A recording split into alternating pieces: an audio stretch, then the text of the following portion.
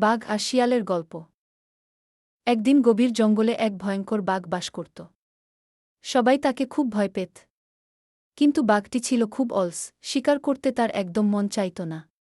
তাই সে খুঁজছিল এমন কাউকে যে তাকে সহজে খাবার এনে দেবে। ওদিকে জঙ্গলের এক কোণে ছিল একটি চতুর শিয়াল। শিয়ালটি ছোট হলেও তার মাথা খুব তীক্ষ্ণ। একদিন শিয়াল যখন খাবার খুঁজে বেড়াচ্ছিল, হঠাৎ বাঘ তার সামনে হাজির। বাঘ গর্জে উঠল, এই শিয়াল, তুমি আমাকে প্রতিদিন খাবার এনে দেবে, না হলে তোমাকেই খেয়ে ফেলব। শিয়াল কাঁপলেও মাথা ঠান্ডা রেখে বলল, হে জঙ্গলের রাজা, আপনি এত শক্তিশালী, আপনাকে সেবা করতে পারলে আমি সম্মানিত হব। কিন্তু আজ আপনাকে একটা গুরুত্বপূর্ণ কথা জানাতে চাই।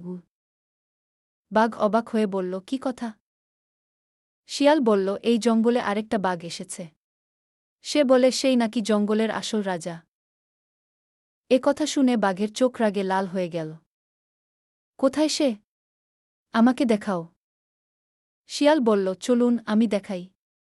তবে সাবধান, সে দেখতে আপনার মতোই শক্তিশালী। শিয়াল বাঘটিকে নিয়ে জঙ্গলের এক বড় পুকুরের ধারে গেল। পানিটা খুব পরিষ্কার ছিল। শিয়াল বলল, ওই দেখুন, ওই সেই বাঘ। বাঘ পানি দেখে সত্যিই নিজের প্রতিচ্ছবি দেখতে পেল। কিন্তু সে বুঝল না যে সেটা তার নিজেরই ছায়া। শিয়াল তাড়াতাড়ি বলল, দেখছেন কি ভয়ঙ্কর? এমন দৃষ্টি নিয়ে আমাকে বলছিল সে আপনাকেই সরিয়ে দেবে।